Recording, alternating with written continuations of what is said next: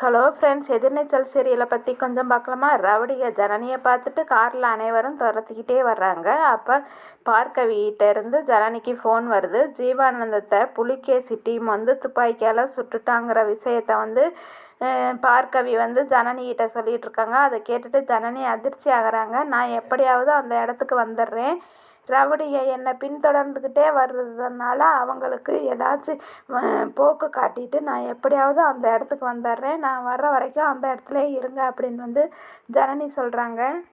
மண்டபத்துக்குள்ளே சக்தி இருப்பதை பார்த்துட்டு கோவப்படுறாங்க குணசேகரன். நீ இங்கே எதுக்காக வந்த மண்டபத்துக்கு? வெளியே போடா அப்படின்னு குணசேகரன் சொல்லிட்டு இருக்காங்க. உன்னுடைய பொண்டாட்டி எங்க ஜனனி அப்படின்னு கேட்டுட்ருக்காங்க. அவள் என் காரை எடுத்துக்கிட்டு அந்த பார்கவியையும் ஜீவானந்தத்தையும் தேடி போயிருக்கான். எல்லா விஷயத்தையும் டிரைவர்கிட்ட சொல்லிட்டான். ஏன் என் காரை எடுத்துகிட்டு போனான்? தப்பிச்சிடலாம்னு பார்க்குறாளா? அவளை பார்த்து கவனமாக இருக்க சொல்லு. பார்கவியை சுடுறதுக்காக போலீஸ் திரிஞ்சுக்கிட்டு இருக்காங்க. அவளை அடையாளம் தெரியாமல் இவளை சுற்ற போகிறாங்க அப்படின்னு குணசேகரன் சொல்கிறாங்க. அதை கேட்டுட்டு சக்தி அதிர்ச்சி ஆகிறாங்க.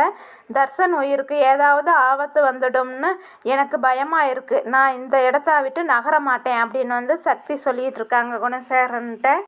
அப்புறமா இதனால் குணசேகரனுக்கும் சக்திக்கும் சண்டை நடக்குது.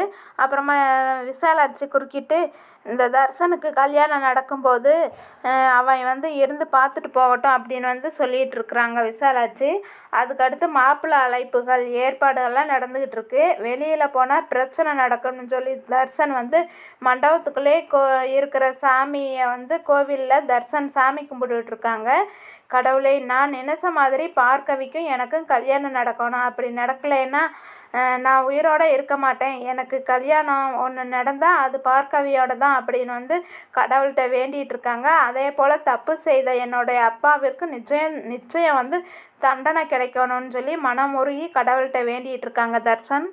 மறுபக்கம் பார்த்தீங்கன்னா ஜனனி ரவுடிகளை வேறு பக்கம் திசை திருப்பி விட்டுட்டு ஜீவானந்தம் இருக்கிற இடத்துக்கு வந்துடுறாங்க. குண்டடிப்பட்டு இருக்கும் அவரை பார்த்துட்டு ஜனனி கதறி அழுகுறாங்க.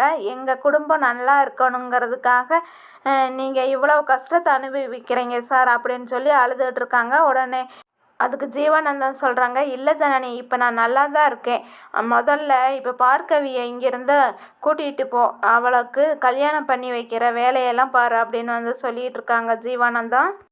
இவங்க எல்லாம் பேசிகிட்டு இருக்கிறத ரவுடிகள் பார்த்துட்றாங்க. இவங்களை எல்லாத்தையும் ஃபோட்டோ எடுத்து குணசேகரனுக்கு அனுப்புகிறாங்க. அப்போ குணசேகரன் சொல்கிறாங்க, அங்கே இருக்கிற ஒருத்தரையும் திரும்பி வரக்கூடாது, எல்லாத்தையும் அதே இடத்துல வச்சு தீர்த்து கட்டிடுங்க அப்படின்னு சொல்லிகிட்டு இருக்காங்க. இதுக்கடுத்து என்ன நடக்குதுங்கிறத பற்றி விரிவாக பார்க்கலாம் ஃப்ரெண்ட்ஸ் அடுத்த எபிசோடில்.